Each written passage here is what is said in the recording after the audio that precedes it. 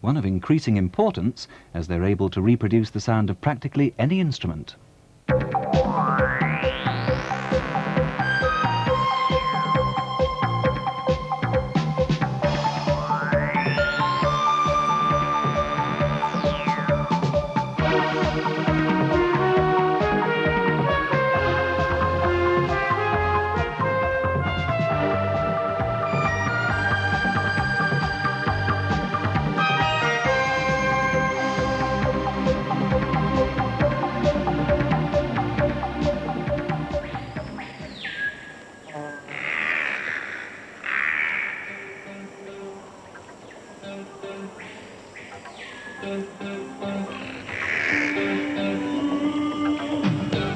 Deep in the heart of the Berkshire countryside at Genetic Studios near Reading, London band Then Jericho and their producer Martin Rushent are listening to the final mix of Fault, a song for the band's debut album.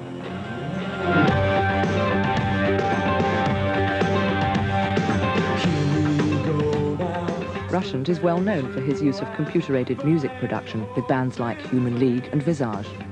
Just a few years ago, the job of record producer was really coaxing the best performance out of an artist that was possible.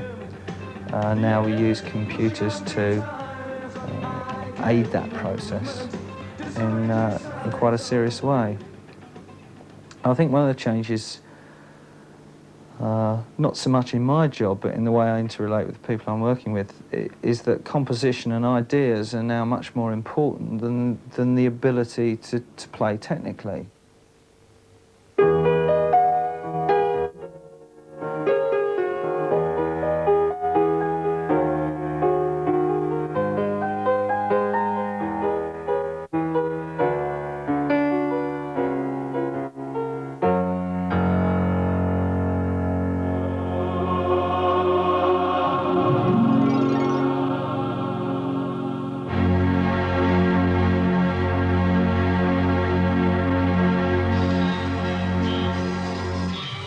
The production process begins for Rushent when he listens to the band's demo tape. He must first decide where and if computers can help. Yeah, all right. What's the tempo on it now? 110. That's okay, tempo's fine. But it's got to be, if we're going to make a dance rock track, then we've got to hold the tempo all the way through. So I think we'll use some machine assist on it, on the drums, possibly on bass too. I think the intro's a bit long, isn't it? Don't you think? You can cut the intro in half, yeah. You can cut it in half. What, both sections of it? Yeah. Yeah. The intro and the So the funky flow of bit. the intro will be the same, except Cut the each whole thing section in will be shorter. And then go straight into the verse. All right, well, look, what we're going to do now, we've got the tempo 110. Yeah. OK, we'll get the part written out and program up a Lin guide pattern for you, and then we'll take it from there, yeah? So it gives us 4 bars. Right. Then Jericho's drummer, Stephen Wren, works with Rushent's assistant to program a basic drum pattern into the Lin drum. This won't end up on the finished track. It's a guide to ensure that all the other electronic instruments keep time. The Lin drum is not, strictly speaking, a synthesizer. The sounds are digital recordings of real drums, encoded on a memory chip. Well, the Lin drum was really, a few years ago, was a real breakthrough in drum machine technology. Before then, you'd had these purely sort of things that didn't really sound like drums at all. The Lin really did sound vaguely like a drummer. And we use it to lay down the basic patterns and ideas of the drummer on tape to use as a sort of check against what we're doing, to make sure that our higher level machines are playing the basic patterns correctly.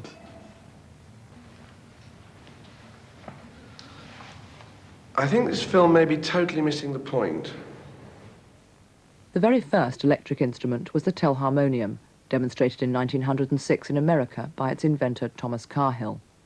Cahill discovered that by spinning a notched metal disc in a magnetic field, he could create an electrical impulse that would make a musical sound when played through a telephone earpiece.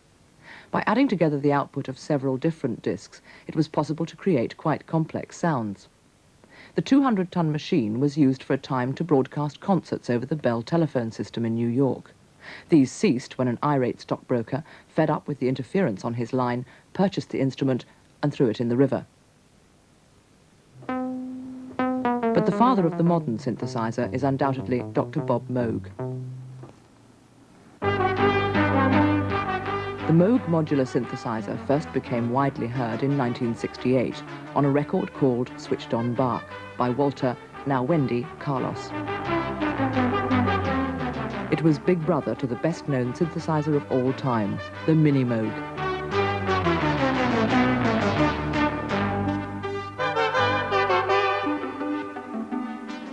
This is the last off the production line. It was made in 1980, the last of about 12,000 that were made between 1970 and 1980.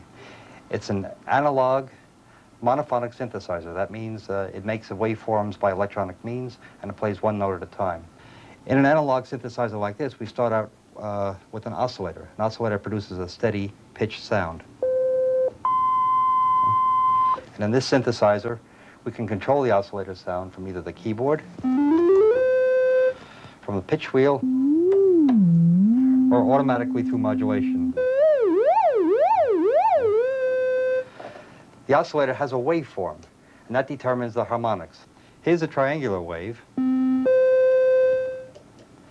sawtooth, square, and two rectangular waveforms. With all those harmonics, we can shape the sound through filtering. That is, we can cut out these harmonics as the sound goes on. Here's a filter which cuts out the harmonics starting with the highest.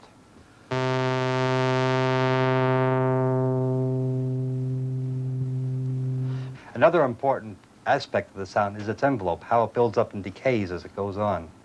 In an analog synthesizer like this, there are four parts to the envelope. The attack, which is the rise, the decay, which is the fall from the highest point, the sustain, which is how loud it is as it continues, and then the release, which is how rapidly it dies to zero when you let go of the key.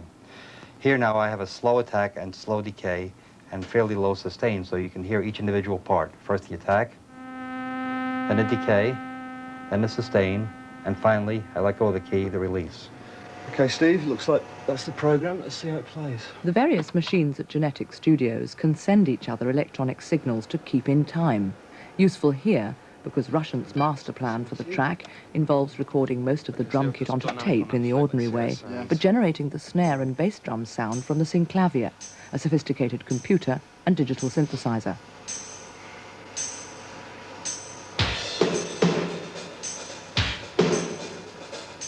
So while the cymbals and tom-toms are unalterably committed to tape, Steve and Neil can tinker with the snare and bass drum sound until they're both completely satisfied. Now that sounds much too heavy. A bit loud, isn't Yeah, it? it's too loud. All right, let's stop this then.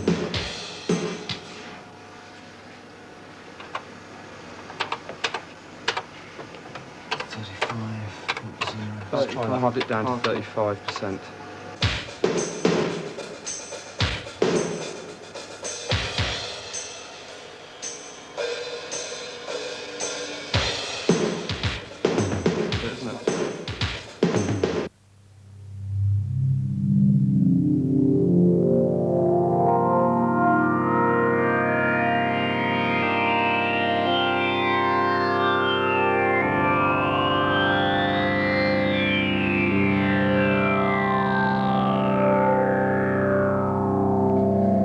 The first time I ever played a Prophet synthesizer, I knew immediately I wanted one. It was the first synthesizer to use a microprocessor inside the synthesizer itself to control not only the sounds and the development of the sounds, making them very precise, but also to read the keyboard so that when you play a note, you're not just closing an electrical switch, but this little brain on a chip is actually walking through each key in turn to see if you're doing anything with it. And you get a very alive sense of feedback from the machine. It uses analog oscillators, such as we've heard and love, which perhaps makes it not as bright sounding as some of the more recent instruments. And one of the sad things, of course, about analog oscillators is that they go out of tune very easily. So if you're playing in a concert and suddenly your synthesizer goes out of tune, you can press this tune button and the whole thing goes away and you can wander off stage and have a rub down. And by the time you get back, the thing will have tuned itself and it should be perfect. This is ridiculous. This film is still missing the point.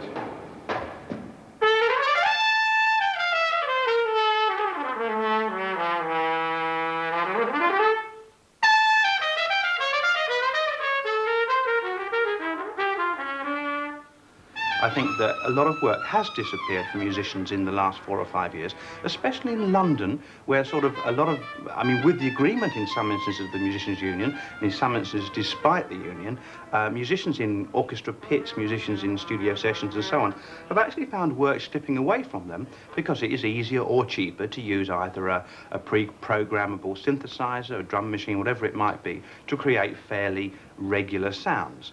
In many areas of live work with groups, they don't represent any real threat at all.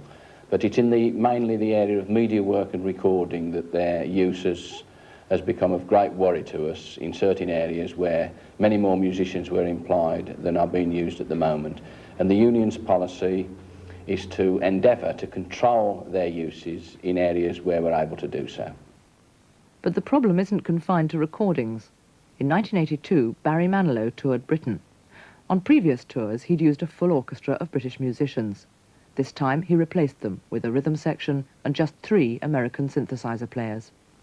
Now, this is something obviously the union can't accept and will do all it can to try to prevent that situation, because it's clearly that synthesizers are being used in that instance instead and as a substitution for string players, because that is really the sound that's wanted. The musicians who are going to suffer most are those who have developed skills such as trombone players, trumpet players, violin players, but who haven't got either composing as one of their elements, one of their strings to their bow, if you'll excuse the pun, or they haven't actually got any greatness of performance. They are skilled professionals, but they unfortunately now are in line for being replaced, rather like some technologies in heavy industry are replacing some workers. I think that in fact it will turn around inside a decade, and many of the musicians who are coming along now will be totally skilled at using computers to create music, and therefore they will find employment in that role. I don't think it will mean a long-term erosion of the musician status, because I see future society as asking more and more of musicians, demanding more and more musical input for society in the information age. Therefore, I think musicians and all artists will have a far greater role to play in the future. So I don't think it's a bleak outlook, but there are going to be short-term problems.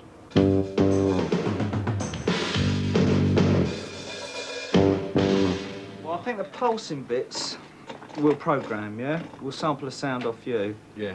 And we'll program them in. Yeah, you need a much more constant level out of it if you do it. Yeah, right. And that'll also, we'll be able to lock something up with it. That acoustic we were talking about when we were working the track out, we can lock up with that. At the end part, yeah. Yeah. Right. Yeah. Okay. But I think the intros and some of the accents, we'll play those live and mix them in with the machine pulse. Okay, Jasper, what we're going to do is we're going to sample this high G into the synclavier, right? Okay. Okay, now, I'll do a counting, because otherwise no one knows when we're going to start, and Neil's got to hit his button before you play to set the computer storing. Right. So if I count 4 in, if you hit it on the 4 and you hit it on the 1, we just want one note, let it last as long as you can, and as clean as you can, all right? Okay. You ready, Neil? I'm ready. Okay, 1, 2, 3, 4.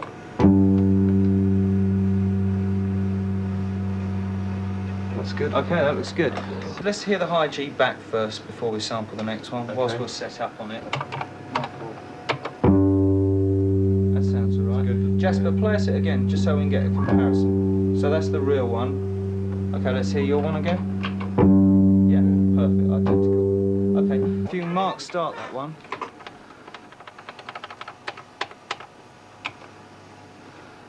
One of the interesting side effects of digital synthesizers is, as we mentioned before, their ability to sample sounds.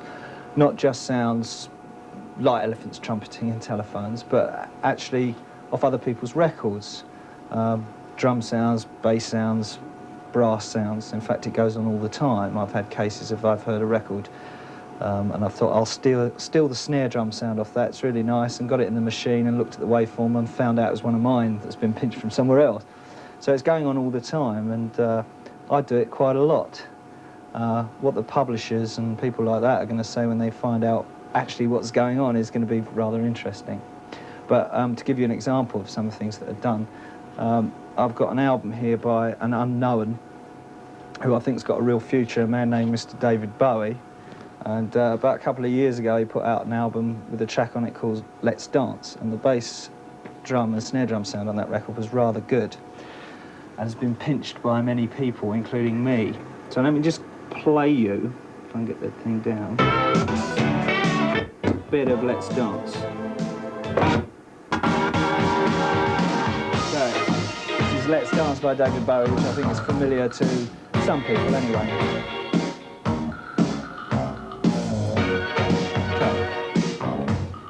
So we rather craftily sampled the bass drum and snare drum sound off that record. In fact, I've got it loaded in the machine at the moment. Sometimes this machine decides that we're doing something that really is morally wrong and refuses to do it. However, we're trying to teach it that we live in the real world and not in some sort of utopia. So, Neil is going to reboot this machine so that I can show you. It doesn't like me still. So as I was saying before the machine decided to disobey, I've loaded in the sounds from this Bowie track in here, the bass and snare drum. It's quite remarkably similar. So we used that on an album by a young man called Billy Mackenzie, who trades under the name of The Associates, on a track called 13 Feelings, which if I can just find it. And it's not necessarily so that we use the sound exactly the same as we sampled it. We may tailor it to suit our own particular track. Which band is it? 2, okay. But I think it's recognisable.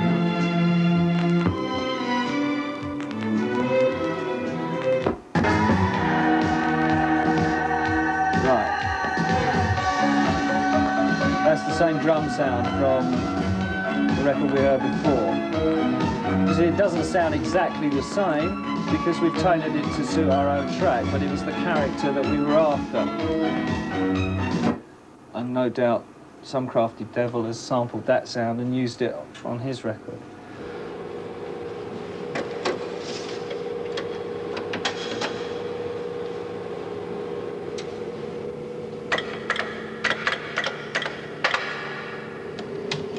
I can see, I can see. Right, what that is, that's a voice called I Can See. It's actually a voice that's been sampled. Somebody actually said that into a microphone, and it was stored inside the Fairlight by digitising it into its memory. It actually fills up 128K of RAM. That 128K of RAM is in here. This is the CPU unit, which also houses the disk drive and the hard disk drive. When we actually sample a sound in here, so that the Fairlight can deal with it, it divides it into 128 different segments, okay? And if we go on to page D, you can actually see every fourth segment, and they're actually stacked behind each other to give you a much more visual representation of the sound. Right, I can go back to page 2 again, and we can load in some more sounds.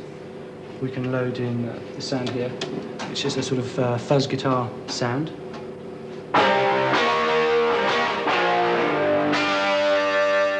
Or this kind of sound, which is quite a famous sound. It's called Orc 2. Okay, you don't actually have to sample a sound to be able to create sound on the Fairlight. You can actually generate your own by drawing waveforms, and that's what page 6 is all about. If we have a look at page 6, we can go to the first segment. Remember that we've got 128 of them, and we can draw a very basic waveform like this, and then fill that in. Then we can go along to segment 128, and we can draw a much more complex waveform that's going to sound very, it's going to have a lot of high frequency information in it, and fill that in. And if we go to page D, you can actually see that there's segment 1, the very boring waveform, and there's segment 128. What I'm going to do now is ask the computer to fill in the gaps and merge from this to this. And we do that on page 6. Sort of interpolation, so that the sound will actually change as it's being played rather than remain static. And here's page D showing it actually happening. Right, there's also another page in the Fairlight called page R, and that's a rhythm sequencer page, and you use that to load in several different sounds and get them to play simultaneously.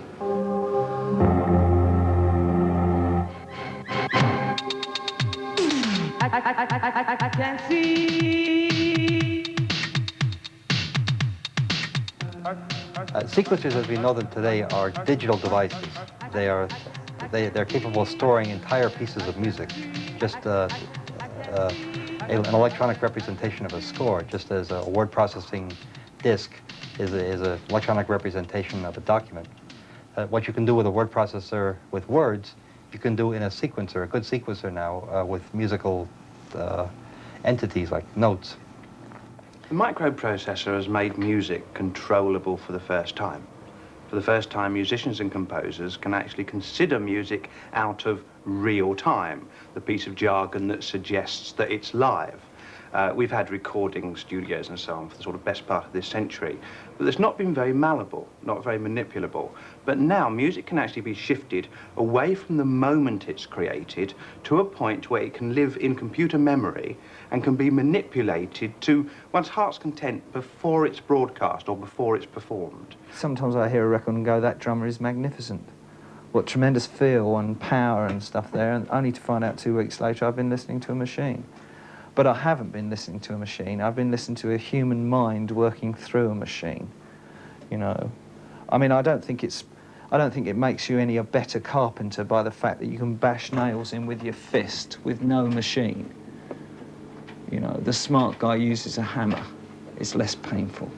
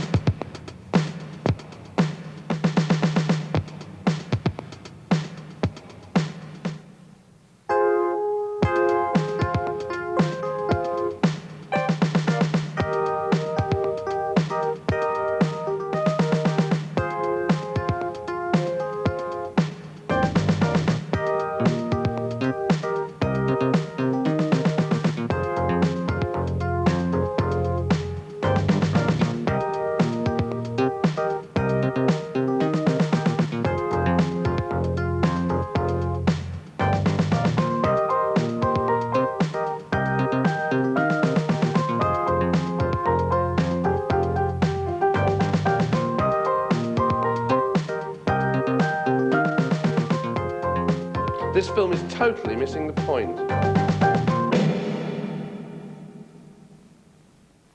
Most people think of synthesizers as keyboard instruments. When this advert appeared in 1981, the company concerned was deluged with inquiries from guitarists. Unfortunately, even the mighty Apple computer wouldn't support a guitar neck glued to it. The ad was a spoof to sell software.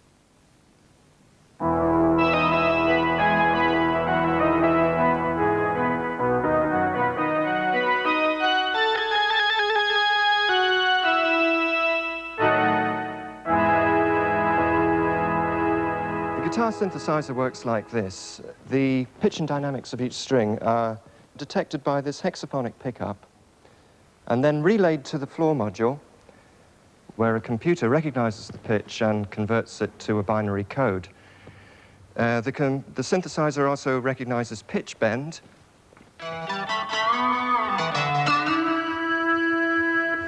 And in terms of sounds, it's really like any keyboard synthesizer.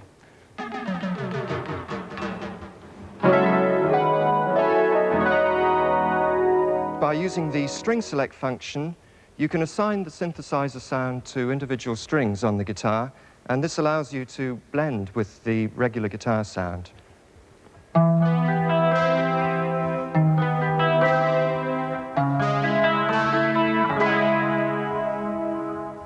And by using the hold function on the synthesizer, you can sustain the sound indefinitely. And by presetting different tunings into the memory banks, you can transpose the held chord while playing on top.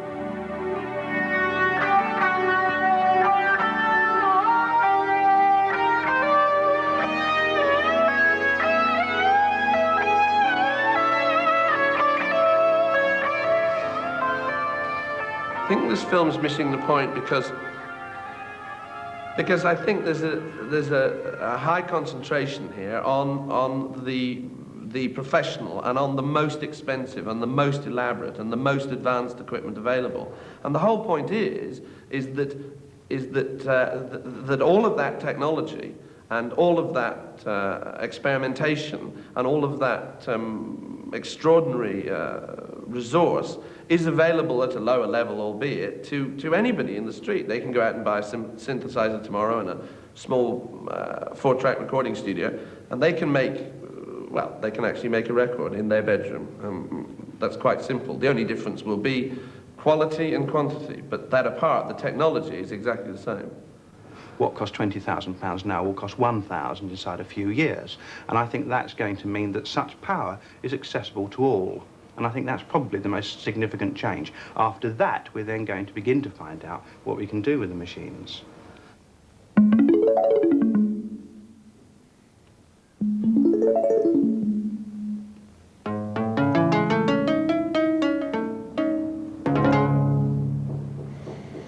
Well, you certainly have to hand it to the Japanese. Anyone who can produce a synthesizer of this quality, at the kind of price it is, has really achieved a breakthrough in synthesizers. It uses a technique known as frequency modulation synthesis, which sounds very complicated, but actually it's quite simple. It just means that you use one sound to control another sound. And the theorists at Yamaha worked out that you can produce effectively any sound using a combination of 6 source sine waves, and Yamaha give you these, what they call algorithms, which are combinations of those sources, to play with yourself. They also give you some very, very good presets. This timpani sound is one of my favorites, and there's very good organ sound.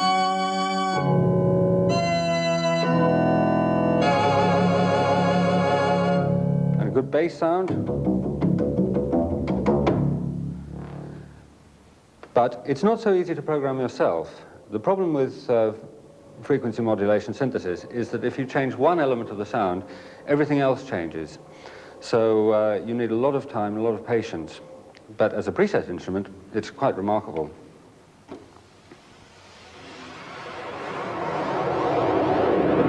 I think every one of us are creative creatures, and I feel computer technology will enable us, all of us, not just the lucky ones who happen to be in the right place at the right time, but all of us to experience the thrill of being creative. Technological change always brings crises in society. It's not just happening in the music profession, it's happening in other areas. I mean, it's happening in administrative areas where computers and storage and retrieval of information are being brought in. Of course, it will create crises, and the job of, as my view is that the job of the Musicians' Union is to endeavour to try to anticipate these crises as they come along and to deal with them in the best way that we possibly can. Because the whole point about this sort of technology is that once it's begun from its very, very base root, and that was the point at which, if you like, Bob Moog's voltage-controlled oscillator moved from being that to being a digital device, the minute that happened, everything is thrown into a process of change, and there's nothing that can be done to halt or slow down that process. I don't know whether I answered your question, actually. I can't remember what it was.